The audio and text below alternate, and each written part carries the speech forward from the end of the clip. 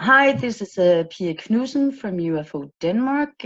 This evening we're going to be doing UFO Sundays. It is Monday here, but it's a national holiday. It's kind of a Sunday for us. But we're going to be joined by Don Schmitt, the famous Roswell UFO researcher who's written 15 books and the co-founder of the Roswell Museum and Research Center, and worked together with J. Allen Hynek. And I could go on and on. I don't know. I've read that you're working with James Fox on his new film. Yes. Yeah, you have a lot going on for you, and also a part of a more global effort at the moment. Also, I know about this effort also from Gary Hesseltine. But welcome and thank you for doing this. There's been a lot going on for the past few days, and we're looking forward to hearing your take on all of this. Oh, thank you for the invitation, for the opportunity, and hopefully we'll walk away this evening a little more enlightened as to what exactly may be going on. I'm sure we will. Thank you. You can just come with a bit of an overview, and then we can jump in with questions afterwards. I would remind your viewers that at least here in the States, this is nothing new. It's as though we periodically have these trial balloons, as though someone is testing the waters to see what the public reaction is, to see what the media response is to dangling these UFO tidbits, these little stories here and there, and especially from high offices and high officials. But I would remind people that this originated back in 1947 with the very Roswell incident that we have devoted the past 30 years of our lives researching and investigating. When the Roswell Army Airfield put out that famous press release that they had actually captured a flying saucer. And 5 hours later, they recanted, they retracted that and explained it away as nothing more than a weather balloon device. So there are a good number of us who are waiting right now for the government to pull the carpet out from beneath us and to once again say, we fooled you. We just demonstrated that you people fall for anything, that anybody says anything about the topic and you're ready to believe everything you hear. And so you can't be trusted. You're unreliable. So we're once again discrediting you. So that's why many of us, we very cautiously watch from the sidelines, as they would say here in the States, and seeing how they up the ante, how they would rise again to another level of disclosure. And until we actually see some physical proof, some hardware, beyond just gun camera footage, beyond just eyewitness testimony. God knows we have hundreds of eyewitness testimonies with Roswell alone. And sadly, as much as we would like to believe we could win in any court of law regarding such a case, the public demands more. The media demands more. They want to see a piece of physical evidence. They want to see some hardware. They want to, as we would say, be able to go across the street and kick the tires, so to speak. So we continually wait for that next shoe to drop, so to speak. And with the hope that as more and more information comes out, until it does, we've heard this story before. When I was working with Dr. Hynek, there were times that he would be alerted that a major announcement was coming from Washington, D.C., and he would be picked up to be whisked into downtown Chicago to a major TV facility where they would await something from Washington.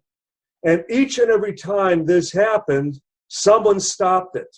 It was like, sorry, it's not going to happen tonight.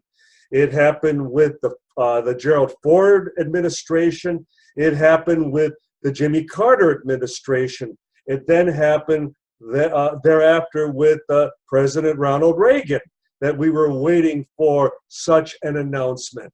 And each and every time we were left disappointed, frustrated. So this is, again, nothing new to us, but it only takes this one time that finally disclosure happens. Finally, something breaks. A whistleblower comes forward and says, ladies and gentlemen, I'm here tonight to inform you that it is all true, that we are being visited from an intelligence off the planet. And one of these times it will happen. I only hope it happens in my lifetime. Sadly, it hasn't happened in Dr. Heinek's lifetime. It hasn't happened in my good friend and colleague Stanton Friedman's lifetime. But maybe we are presently on the brink, and we have to remain optimistically hopeful that this may indeed be the time. So if anybody has any specific questions, and I can get into other areas, and I want to demonstrate that specific examples of where this has happened before. This is nothing new. And for example, the United States Navy announcing that they have established a new procedure for reporting UFOs. Again, this is nothing new. This has always been, as far as in the Navy manual, as to how to report a UFO incident. So I have to wonder at whose bequest, at whose instruction that they put this out. It's called JNAP 146, which is Joint Army, Navy, Air Force Procedure. It has been in effect since 1951.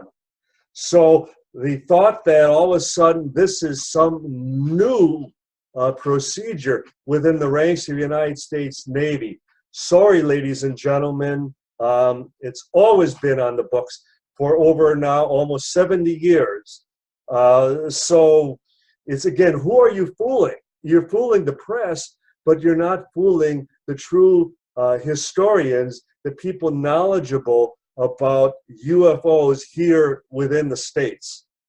And so that's cause for us to step back and go, wait a minute, this is disinformation. This isn't accurate. This isn't correct. So they're playing almost like a game of cat and mouse with us. And I advise everyone to remain cautiously optimistic, but nonetheless, they are also spreading disinformation at the same time that we may have some new breakthrough information. And we have to see again what will be the next step. And I, for one, am always waiting for the next card to be played. So with that, if anybody has any comments, any questions, by all means, let's get started. Okay, to the rest that's in this meeting, you can just write your questions. I'll just start you off and then I'll look at the questions. What is your take on the last 2-3 days where these documents have come out? The one with the Vice Admiral Wilson and the other one surrounding the Roswell autopsy film.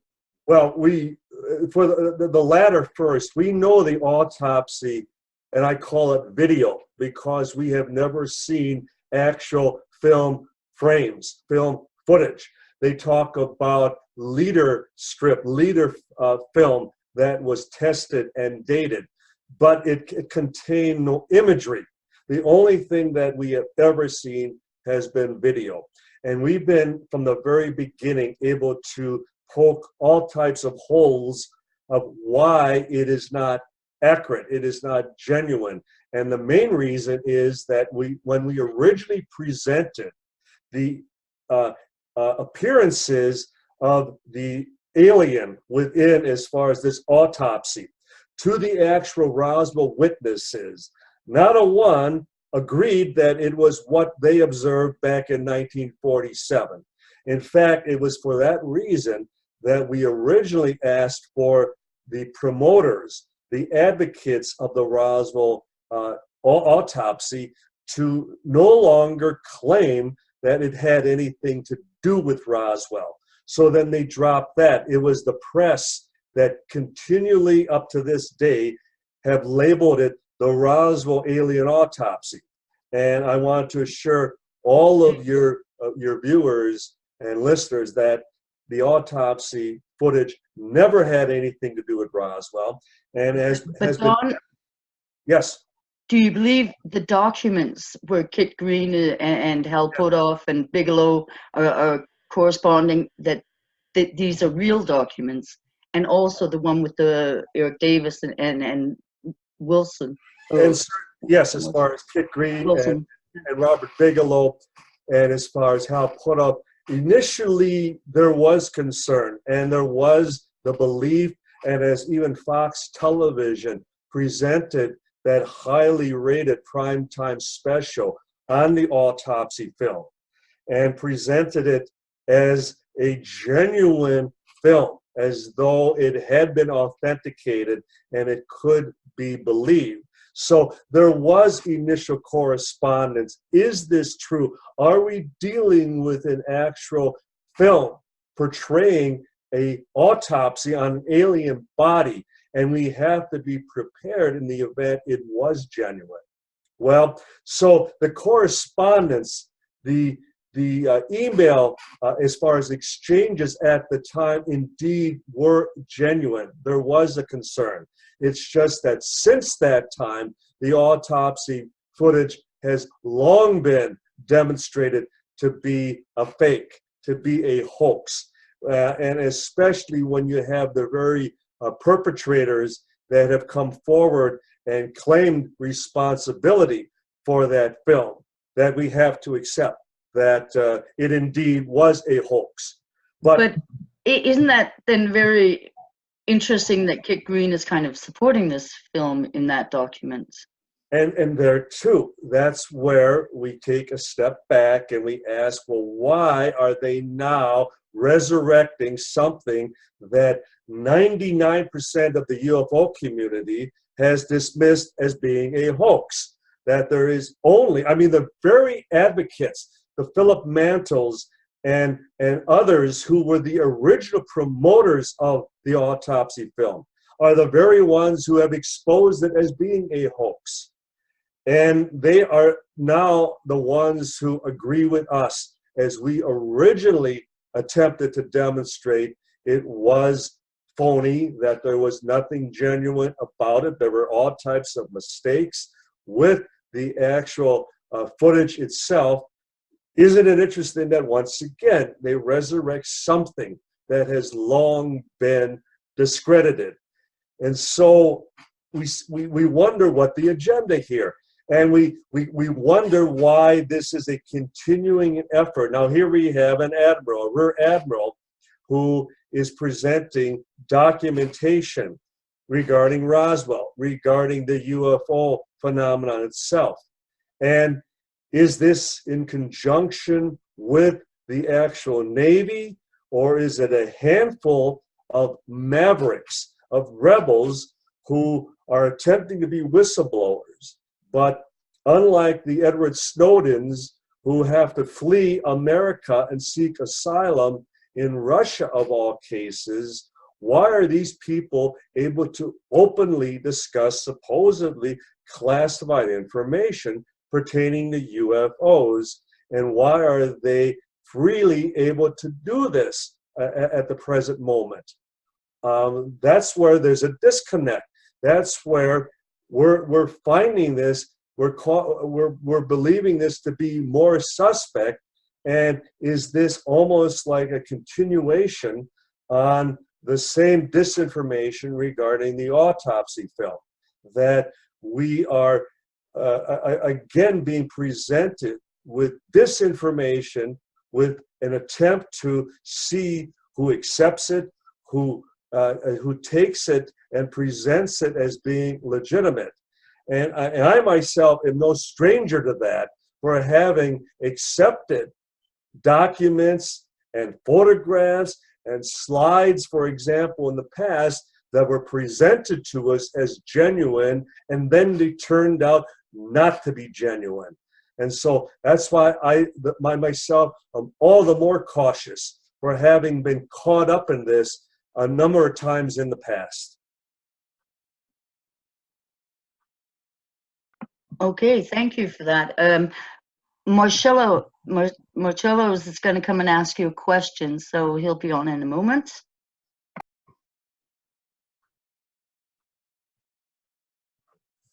Yes, hello, Don. Yes, Marcello. Hi, welcome to our group meeting. Thank you for having me. So in support of what you were saying about the carrot being dangled in front of us again and again and pulled away at the last moment, a few years ago, the CIA announced, oh, all those UFOs that people saw, they were us. Remember? Yeah, U-2 spy planes. Yes. And yeah. point being, and if I might just interrupt for a second, the main problem with that, and we immediately responded. First of all, we had a twofold response. First of all, the CIA was acknowledging hardware. They were actually conceding that people were seeing aircraft, hardware. So they were acknowledging that this wasn't just balloons and hallucinations and birds and astronomical features, that they were actually seeing aircraft. Great. That's what we've been saying all along. But the main problem for the CIA was the fact that, well, they were high altitude.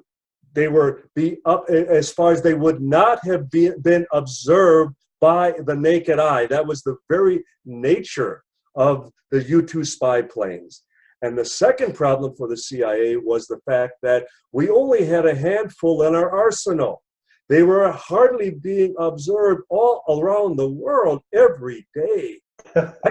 I could imagine maybe once or twice a year, maybe as one was making an approach, coming in for a landing, that type of thing. But the thought that they would explain all the UFO sightings around the world was hardly close to the numbers being observed. So we accepted the concession on the part of the CIA, but then we had a laugh at the fact that no, this in no way even touched the surface of all the sightings, of all the reports from around the world. Right. Well, they are masters of misinformation. And the CIA, especially since the Robertson panel in 1953, where they pretty much took charge of the UFO investigations, because unlike our branches of the service, especially the Air Force, for example, that would have only had jurisdiction over our own respectful airspace, whereas then the Navy would be able to monitor a lot of the ocean and the seas throughout the world. The CIA would have established networks in foreign countries all around the globe.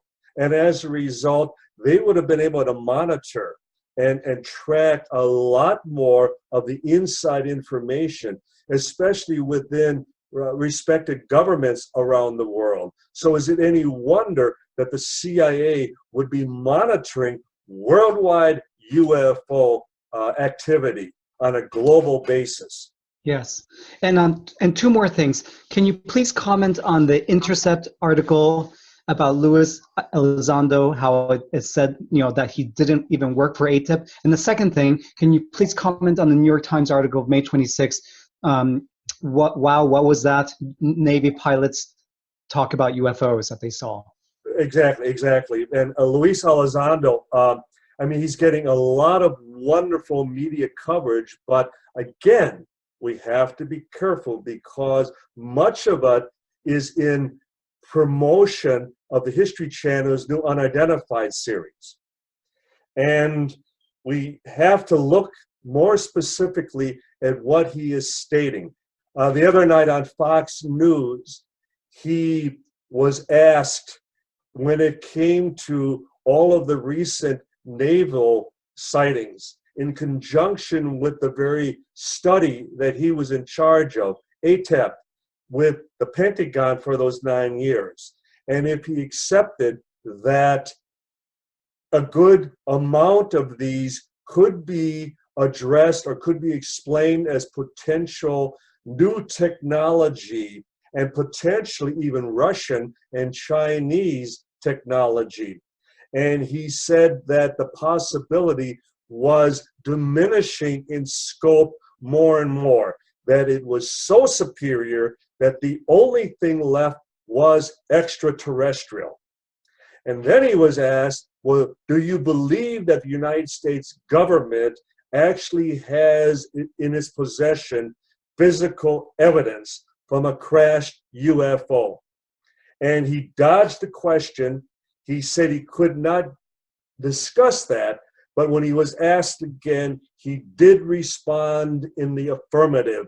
He did flatly state, yes, the United States government has physical evidence. Well, for me, regarding Roswell, that's an immediate acknowledgement that if they have physical proof, well, that's what our witnesses have been saying all along regarding Roswell, that there was the physical recovery of an actual flying saucer, of a UFO. And then we tie that in with the Navy and the New York Times article, which was picked up by the wire services and broadcasted all around the world, that the Navy had this new protocol for reporting UFOs.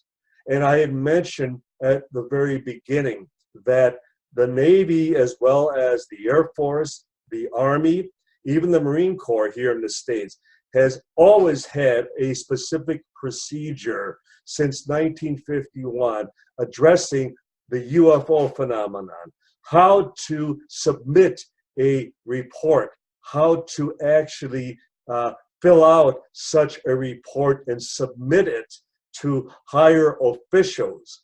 And what's interesting, going back now over the past 70 years, most of these reports were non-reports. In other words, for all these years, for all these decades, in all the opportunities I myself have had in interviewing Strategic Air Command officers, SAC base officers, pilots, flight surgeons like the late Dr. Peter Rank, who would interview Navy pilots who would have experiences off the East Coast over the Atlantic Ocean.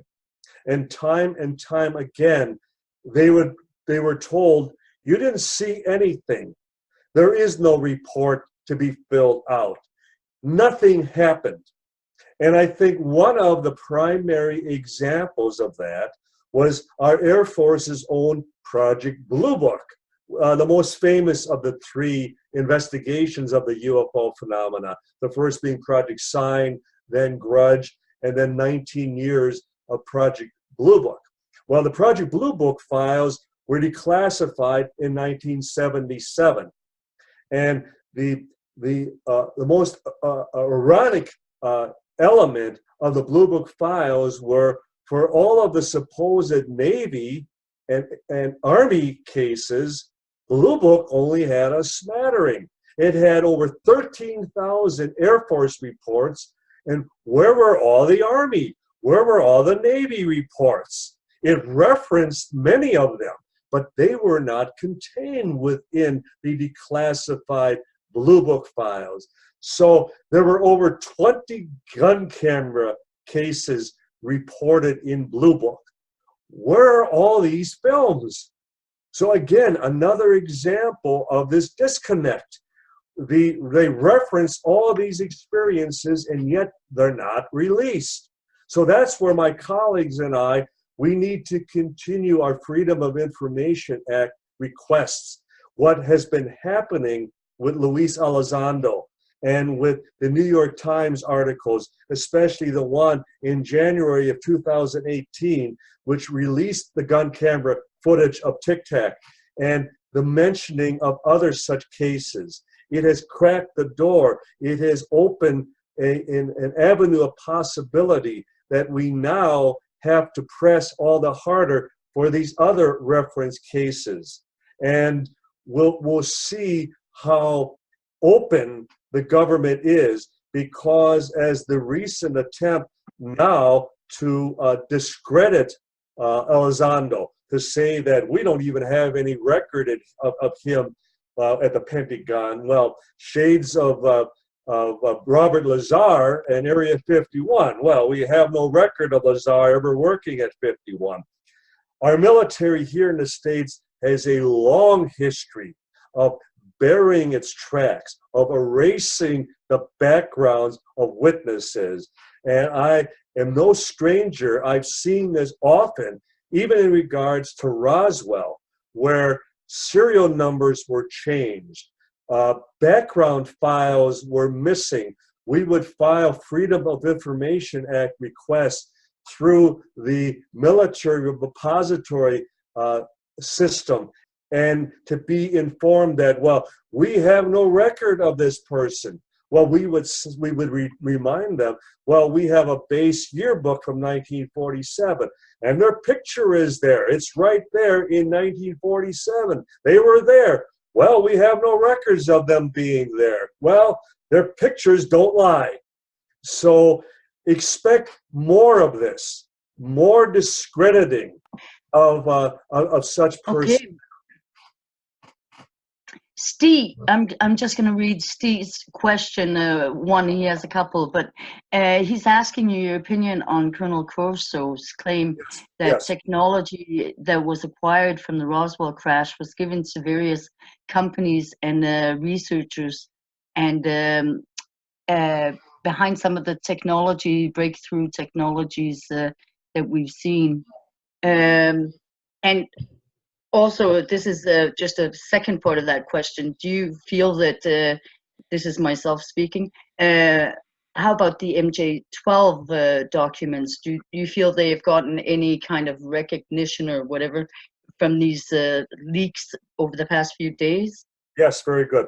Well, first of all, regarding Colonel Corso, I met him on a number of occasions. I found him to be highly professional, highly believable, in the sense that he didn't present any impression of fabrication, contradiction, and yet he was trying to be as informative as possible. And yet he was not telling us anything new, in the sense that here in the States, I always remind people that the military / the government doesn't manufacture anything. Everything is contracted out to the private sector. Every gun, every aircraft, every tank, every ship is produced within the private sector. Lockheed, General Electric, as far as Boeing, on and on and on. And as a result, we have had firsthand witnesses at Battelle Institute, at Rand Corporation, at General Electric, at Hughes Aircraft, at the Bureau of Standards in Washington, all describing receiving the Roswell wreckage for analysis purposes. And so the attempt to reverse engineer has always been through the private sector. So Colonel Corso was absolutely correct about that. My greatest misgiving with Colonel Corso is that in attempting to search out the Roswell timeline, details about the Roswell situation, that he talked to the wrong people, that he spoke to people that we had discredited, had proven were not accurate, were presenting disinformation to us and to the general public. And so I don't fault Corso for that, because I'm more interested in his being accurate about efforts to reverse engineer, develop the technology, and that he was 100% correct.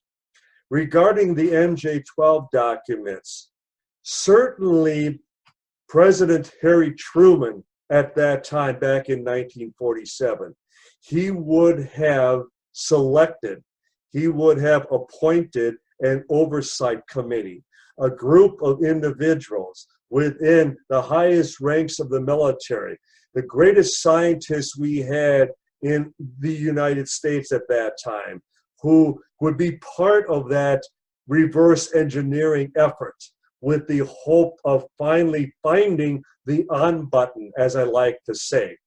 The late General Arthur Exon, who was at Wright-Patterson Air Force Base when the wreckage from Roswell arrived and when the material was tested.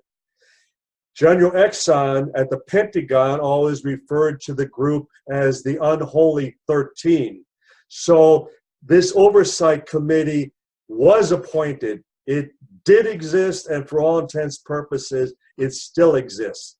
I have a problem with it being called Majestic 12. The Magic 12 documents, we've been able to demonstrate that there are many flaws in the actual documents. There are problems as far as the dating format, specific information within the documents is inaccurate, but there are some accuracies. In fact, I often would point out to Stanton Friedman that we found specific details contained within the documents that were genuine, that they were accurate, that it was information that had not been presented to the general public heretofore.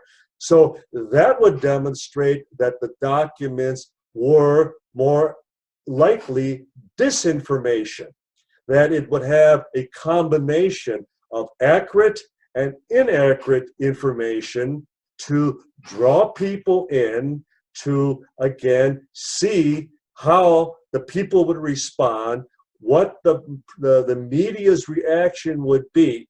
And then after all was said and done, they could pull it away, they could discredit and say it was just a hoax. We were just, putting out these false flags for whatever reason. So we have, again, leading up to the present, a long history of this carrot dangling, and we have to, again, see who benefits, whose agenda may be at stake, and if it truly enlightens and supports and helps the UFO community by the very definition of disclosure.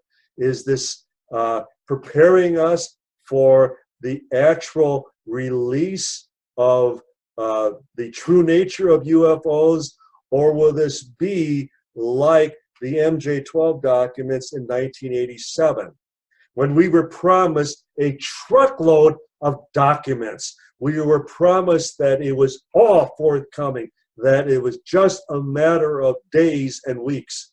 And here we are over 30 years later, and we're still waiting, ladies and gentlemen. We're still sadly waiting. So I hope what's transpiring right now isn't going to be another 30 years of waiting. I hope this may indeed have us on the brink of disclosure. Okay, Rune is going to come and ask you a question, so he'll be on in a moment. Yes, I'm here. Yes, Rune, how are you? Don, have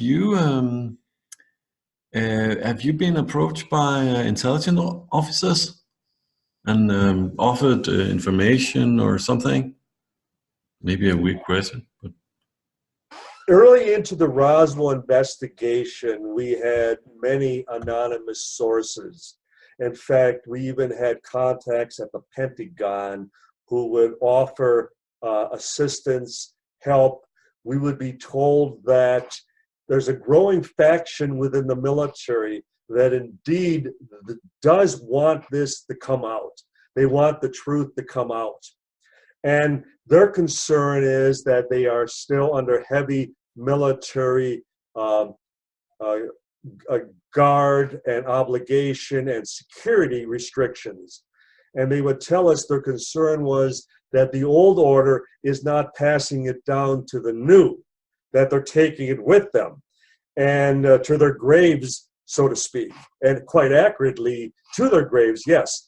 And we have witnessed this over and over again, that even wives and families, the sons and daughters, in all their failed efforts to get their husbands, their fathers, to finally tell the truth about what transpired at Roswell in 1947, and never getting it, never hearing right to their deathbeds any final confession, any deathbed confession. And in more recent years, we would occasionally have officers like at Holloman Air Force Base in Alamogordo, New Mexico, who would confide to us, who would tell us that we were on the right track, that it was true, that we just needed to keep committed, to keep going in the right direction. And then occasionally we would be approached by other sources who would, as I mentioned with the MJ-12 documents, who would present us with phony information, with diversions, with distractions.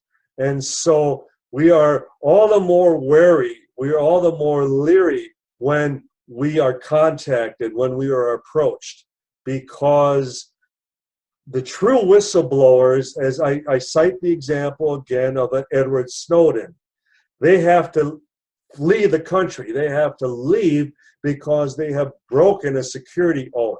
They have put out information that is still under top security control. And so whenever someone claims they have something of a sensitive nature, we take it with a large grain of salt. We have more times than not learned that the worst thing to do is go public and spread their disinformation, only to have it come out as being false, being disinformation. Okay, thanks for that, Don. But yeah, I guess this opens up for several hours of discussion. But can you, within 5 minutes, just tell your version of reality and UFO? Why the secrecy? What's in play here? You know, there's talk about abductions also, and all kinds of other things going on, right? But what's your take on this? Do you have any? Yes, absolutely. And in fact, I can't emphasize enough that when I worked with Dr. Hynek, one of the things he appreciated that I was a resident skeptic, that I was explaining cases that he was starting to accept as legitimate. So I was always his devil's advocate. I was always playing the hard line. And especially coming into our Roswell investigation, we thought we'd make a single weekend jaunt down to New Mexico and prove that once and for all, it was nothing more than a weather balloon or something just as prosaic, just as conventional. And I can't deny it. We were wrong. We were totally wrong about Roswell, because in short order, the first 10 witnesses who actually handled the debris, who were able to describe to us the unearthly qualities, the characteristics of the wreckage they held in their hands, that it was clearly something extraordinary. It was something beyond our earthly comprehension. And certainly back in 1947, with the Cold War and our initial testing of the atomic bomb in 1945, and then with the Soviet Union's own first test in 1949, and thereafter the race to develop the atomic technology, and then the race to the into space and the race to the moon. But here we are, 72 years after Roswell, and we're still, you know, using rather primitive rockets. We're still flying jet engines. We're still, you know, our cars are still internal combustion engines, and we're forced now developing more and more electric as far as power plants, so to speak. But we really don't seem to have any spin-off technology from the so-called UFOs, or more specifically, flying saucers, aircraft technology from off planet Earth. So I remain all the more convinced that we're still dealing with a technology that we cannot bridge that gap. We cannot, it's a cover-up of ignorance, so to speak. Screenwriter Tracy Torme uses the analogy of something as simple as a toaster oven, that you might be able to teleport back in time to, say, the Middle Ages, and they might be able to disassemble it and then reassemble it, put it back together again. But if they can't plug it into an electrical outlet, they could never get it to work. So in other words, we still can't, as I used that term earlier, find the on button. We still don't know from where they come from, who they are, and what their motives are, what their agenda is. So in many respects, there is nothing to disclose. The governments of the world, or any respective government, could acknowledge, yes, we are being visited by a technology off the planet. But then they'd have to also concede, we don't know who they are, we don't know where they're from, they're able to fly through our airspace with total impunity. But trust me, you know, we're working on it. Well, I guess no government official is willing to take that chance at the moment and then get reelected, are they? Because they'd have to concede such an ignorance. And as we know, respective governments of the world have to remain in control. They have to be on top of things. And from all indications, UFOs remain an enigma. They remain something well beyond our capabilities, and hence this recent gun camera footage where you have pilots that are just in awe.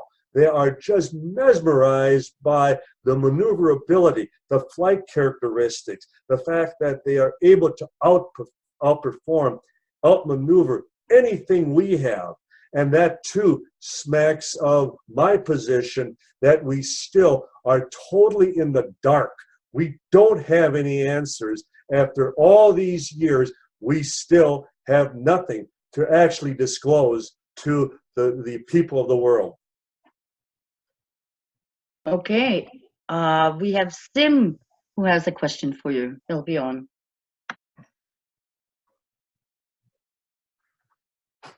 Hi, Don. Good afternoon. How are you? Good afternoon. Thank you for taking time talking to us. My pleasure. Or good evening, I should say, for you. Yes. Well, my question is what you said before. I mean, you said, I also hope that it won't take 30 years to have some sort of disclosure or something of that kind. It feels just like a preview to a movie that never comes out.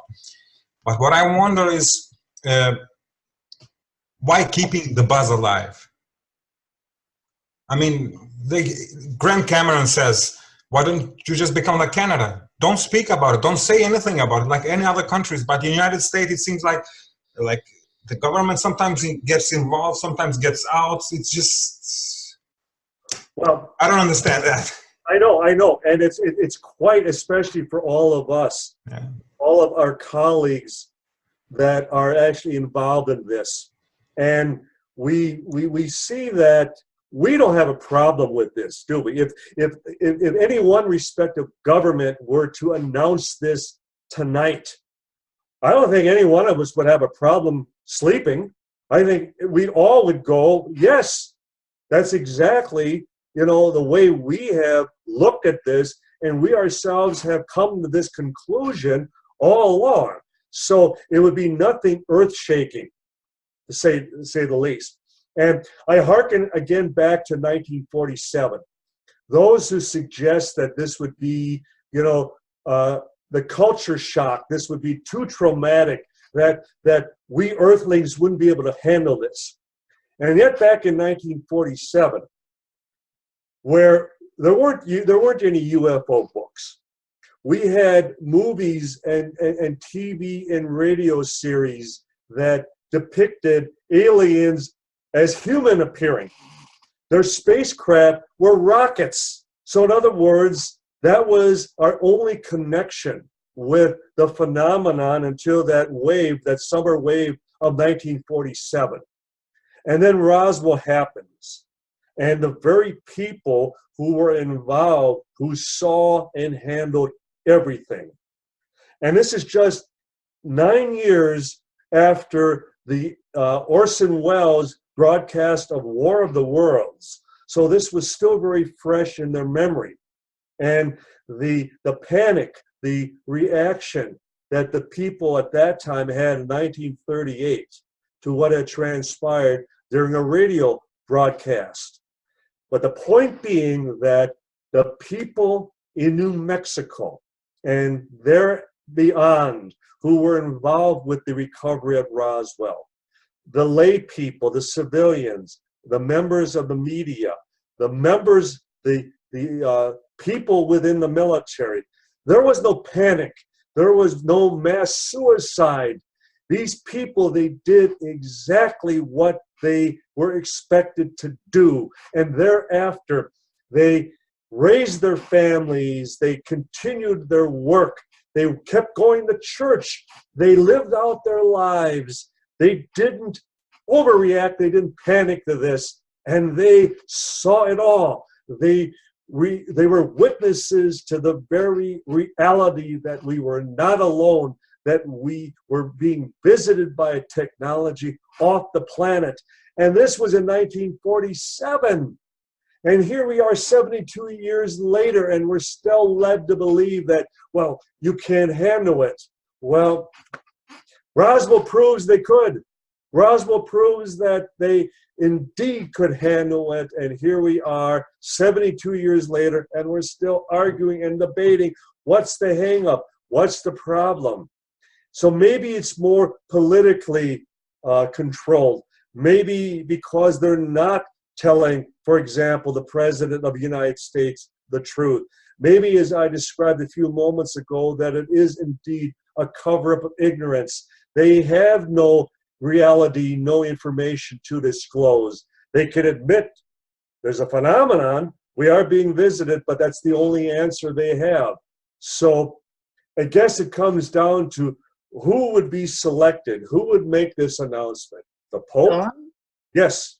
I have a question. This is my question. In these leaked documents or notes from a few days ago, and Richard Dolan also came with his assessment of this the one document. It doesn't seem like the government's really very involved. I mean, Wilson, Vice Admiral Wilson, is complaining that he can't get the information surrounding all these things, that it's gone into the kind of more corporate world, and he doesn't even recognize the names or people in the White House or any political institutions at all in what he's seen of documents. And you make an excellent, what's your take on that? You make an excellent point, Pia, and that being, I have often learned the hard way, especially with government officials. And I would cite the example of the former President Bill Clinton. And the last time he was asked about Roswell on a national talk show, Jimmy Kimmel, here in the States. And he literally confessed, and he became quite agitated, and he said, I had 8 years in the Oval Office, 8 years in the White House, and I couldn't get the truth about Roswell. Well, what an admission What a confession. You are the commander-in-chief. You are the president of the most powerful nation in the world. You are, as far as the #1 leader in the world, and you can't get the truth about UFOs. So we're talking once again, not only of this oversight committee, whether it be Unholy 13 or Majestic 12, as we were, discussing that earlier, and then even the former President Dwight Eisenhower, in one of his final speeches, reminding all of us about the control and the power of the civilian, the military, the commercial military complex. The idea that because they produce everything that is then used by the government, used by the military, they take charge. They essentially become the secret government that is controlling every aspect that we experience, especially here in the States. And they become all powerful in the sense that they are not elected. They are responsible to no one except themselves. And it's one of the benchmarks whenever I'm asked or I'm told about a foreign UFO incident. And the first thing I ask, were there American suits, men in suits present at the time of the investigation of the incident? And when I'm told, yes, there were American suits present, I know it's a good case. That would suggest to me that these are officials that are, part of a black operations program. They come in and they take charge. And one of the things, for example, with the Tic Tac gun camera incident with the Nimitz, as far as the Navy carrier Nimitz, and we are told by some of the witnesses that the very people who came in to retrieve, to recover the gun camera footage were men in suits. Now, did they take this to Washington, to the Pentagon? Or, again, we have no idea where and who these people, who they represented. And to me, that's scary. That's disconcerting. That's frightening. We have a secret government here in the United States that even the president has no control over. But does it then concern you that some of the same people are reappearing again and again and again, like Hal Puthoff, Kit Green, and some of these people who've been in these kind of projects along the way and keep reappearing in new leaks and new, let's say, disclosure attempts that might be mixed up with some disinformation? Absolutely, because, and as you say, it's the same people. And the fact that these people aren't beholden to the government here in the States as we know it, and who do they actually work for? Robert Bigelow, I always joke about, I knew Robert Bigelow, and the first times he worked with us and came into New Mexico and expressed his interest and financial support for our Roswell investigation. I knew Robert Bigelow when he was just a multi-millionaire. Well, now he's a multi-billionaire. And you notice that he's the one that now remains strangely silent. And all fingers are pointing to Bigelow Aerospace in Las Vegas, Nevada. And even Bigelow being in possession of physical evidence, of hardware, of proof. Well, especially regarding Roswell, I would be more than a bit curious as to Bigelow being in possession of possible remnants, physical evidence from 1947. And yet, no one is commenting on that. They keep referring to it, they keep pointing fingers at Bigelow, but we're not hearing from Robert Bigelow.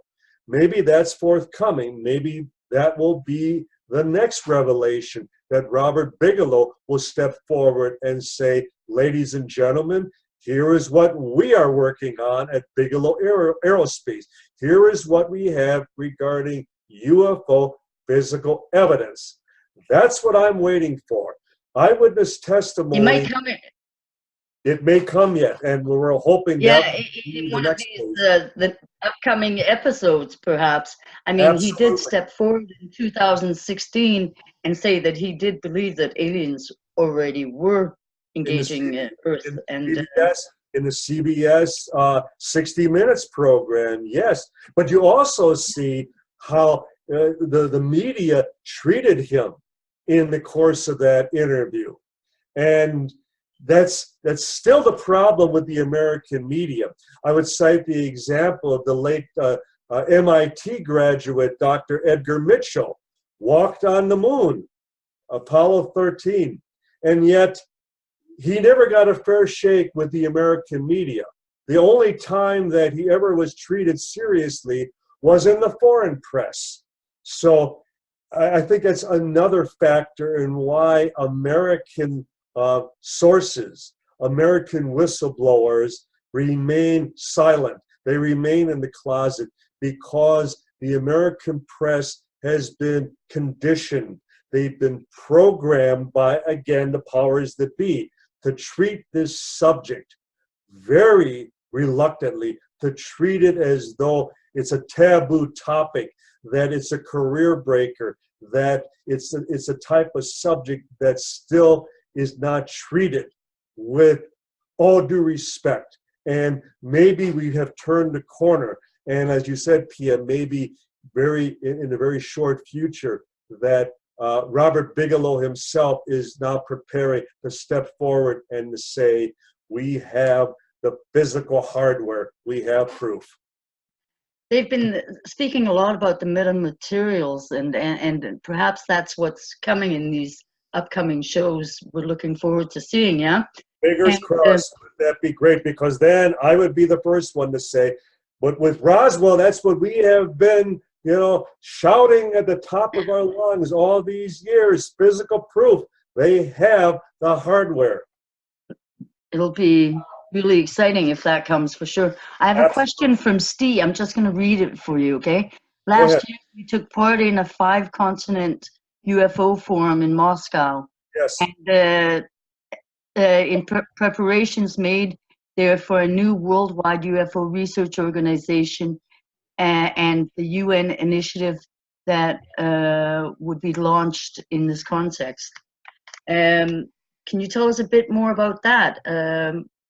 What your plans on with this initiative? Well, clearly this would be monumental, especially on a global scale. And the fact that the United Nations requires 30 country involvement, diplomats from 30 different nations. And there are 30 countries that have signed on to such a coalition. The sponsor presently is China. And one of the problems at the moment is, especially from the United States, with the call by our president for tariffs as far as on Chinese products, and the present situation, the relationship between America and China. I was to have gone back to China just last month, and it had been postponed. In fact, I was even told it would not be safe presently for me to return to China. And these are for political reasons. And so we are still highly involved, very optimistic. We are waiting for our Chinese sponsors to once again renew their efforts in the establishment of such a coalition. So we have done all we have been asked to do in actually complying and putting together such a coalition. It's just that one can imagine it's difficult enough gaining the cooperation of colleagues within a single nation. Just imagine what is involved with 30. So I ask for patience. This will be once again monumental should it finally be accepted by the UN, but it will require much more effort, much more time, but we are still moving in that direction. Thank you. Okay. I'm just going to ask you a question about, in these documents, again, Hal Puthoff has been mentioned, and others connected with the to the Stars Academy.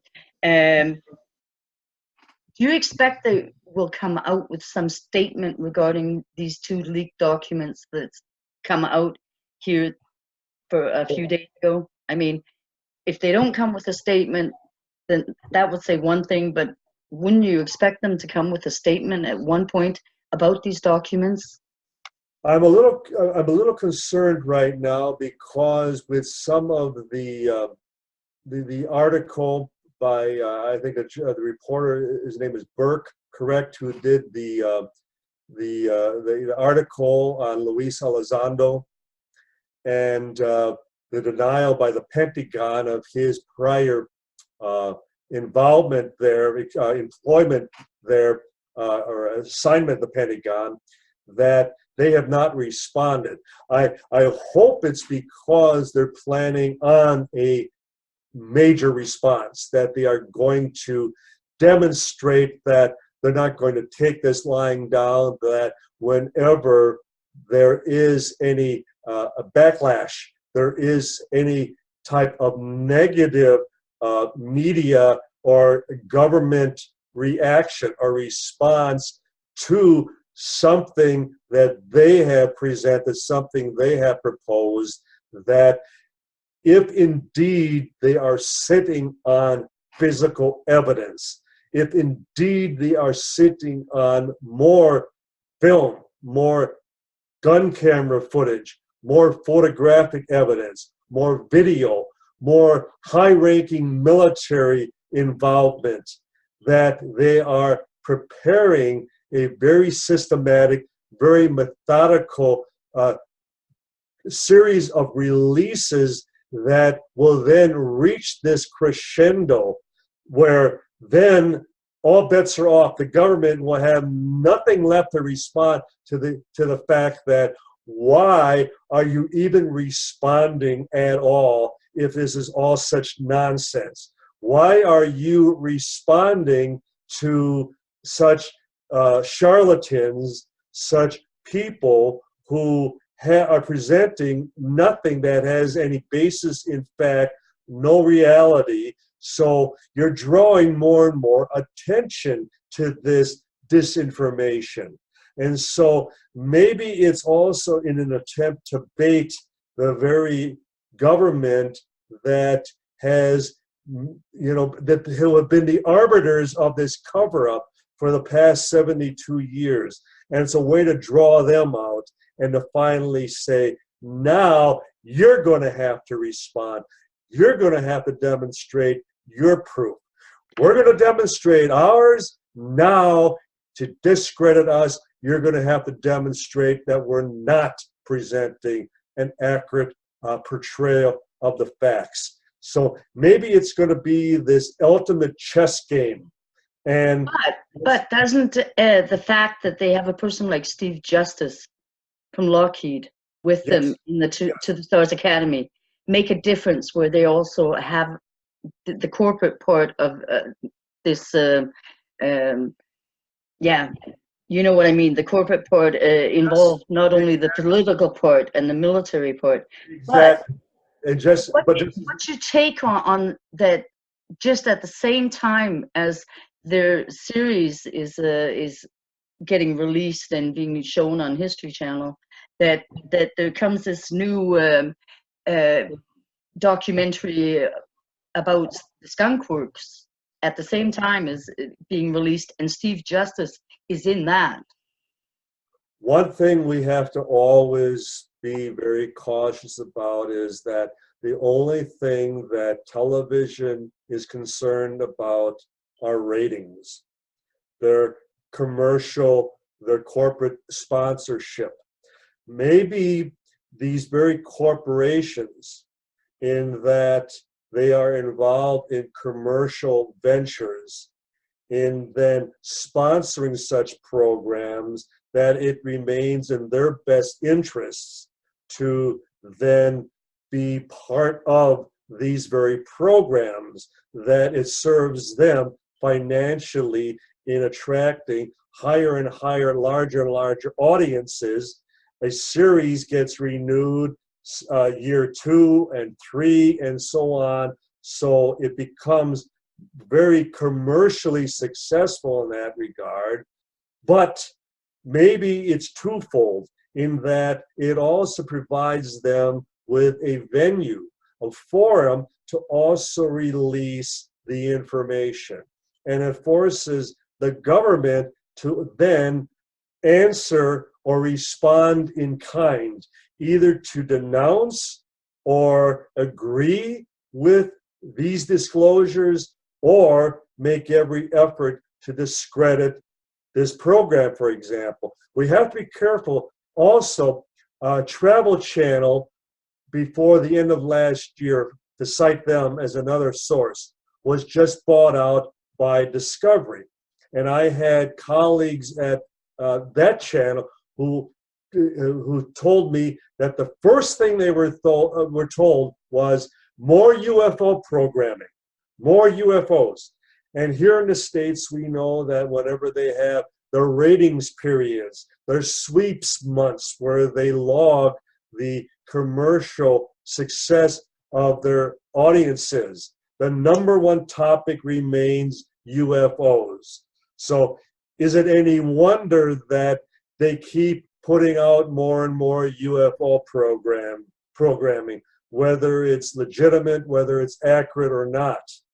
Let's hope that this time that it's an actual race to the goal line, a race who's going to release the full disclosure before it's too late. That would be great. It would be. Marcello, he has a question for you again. He'll be on in just a moment. Yes, Dawn. I was wondering, this time it could be different because everyone has a smartphone with video and photo capacities, and there could be a mass sighting up close and beautiful photos or videos taken from so many different points of views, and there it is, disclosure completely bypassing the governments. Any comment?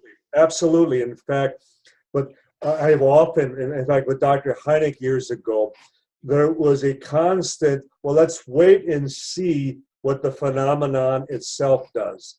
That all it would take is, the proverbial landing on the White House front lawn, or just the totally irrefutable, convincing video, photographs, footage, multiple witnesses over a major city, for example. But sad to say, I think here in the States, 50% of the people still wouldn't believe it, that you could have such an experience, and they would still write it off as just a publicity stunt, as a major hoax on a part of a corporation or a new film or a movie of that sort. But getting back to the whole ATIP, and as far as the Space Force and what we're seeing on the Discovery and the History Channel with unidentified, and I mentioned this in an interview just the other day, what may have turned the corner and may finally alleviate or take away the concern for the government, in that it's not for them to pull the plug, to discredit, to come out with an alternative explanation. And that's because of social media. That in the past, the government, the statists, the statesmen in Washington or in other respected governments, they always had the final say. They could come out with a final response, and then the media would just take it and accept it, and it was the end of the story. Things would calm down. Things would return back to the status quo.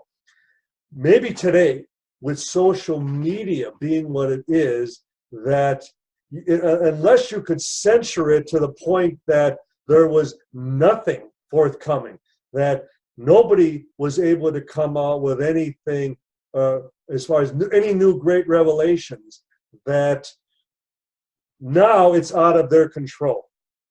That now, with social media, we now control our destiny in the sense that it's out of their hands, that the Luis Elizondos and the Hal Puthoffs and the Senator Harry Reids and the Kit Carsons and others, that Kit Greens, the others that feel that they are steering us into a position that when they present a Robert Bigelow final disclosure, that we will have no other recourse than to accept that disclosure, that it indeed is the truth, and that it doesn't matter because the governments of the world have been deceiving us for over 70 years. And why should we believe them now when they have demonstrated time and time again that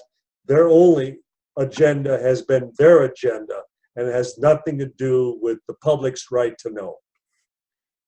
A last question before we're going to end this today. It's from Steve, and it's about a book. The 1st of June, a new edition of your book was published, the UFO Secrets at Wright-Patterson. Yes. How does it differ from the previous one? Well, what we have focused on with the revision is, first of all, the late Leonard Stringfield's files, because Len was the true father of crashed saucer, of crashed UFO retrieval cases. And he collected way beyond Roswell, but cases from all around the world for the better part of 30 to 40 years, collecting these cases. And as more and more of his files were disclosed, we acquired them and had access, and we present a whole chapter of many of the earlier Len Stringfield cases, and specifically those that focus on Wright-Patterson Air Force Base in Dayton, Ohio. Secondly, we demonstrate with his entire history of involvement, the late Dr. J. Allen Hynek's own efforts to get to the bottom of the crash saucer retrieval cases, and his attempts working with Len Stringfield, working with the late astronaut, Apollo 11, first man to walk on the moon, Neil Armstrong, the fact that Armstrong was interested in the crash saucer cases. So we demonstrate that history. We demonstrate Hynek to the very time he died, that he was even working on Roswell, that he was making trips into New Mexico and talking to eyewitnesses there. And then Hynek's own last admission that the Air Force had privately admitted to him, the United States Air Force admitted to him that they had a crashed saucer in their possession. We have all that information, all that testimony, all of that, those new revelations in the new revised edition. So it continues to demonstrate that beyond Roswell, that all roads led to Wright-Patterson in Dayton, Ohio, that there was a part one of the actual crash at Roswell, and then part two was the aftermath, that after all the debris, the wreckage, and the remains, the bodies recovered in New Mexico, it all went to Wright-Patterson in Dayton, Ohio. And we present a lot more witnesses, a lot more information demonstrating that what exactly was the case. Well, thank you for your dedication. I mean, you've been in this for at least 40 years, I think, writing all these books, and it's time flies, huh? But thank you so much for doing this today. It's been a real great opportunity for us to, get some good, solid information and your take on what's going on, and looking forward to hearing more about your global initiative along the way. Absolutely. Well, we're all in this together, Pia, and whether it be your success or our success, and as I said it earlier, whoever wins, we all win. Yeah, Because we know as far as that we're going in the right direction. We know what the truth behind the phenomenon is, and we're living in an exciting time. And we hope we're on the brink of what we've all been. That would be nice. That would be nice. Absolutely. Okay, thanks so much, and good luck with all your endeavors. And to you and all your colleagues, thank you for this, and I hope we can do it again sometime. So thank you all.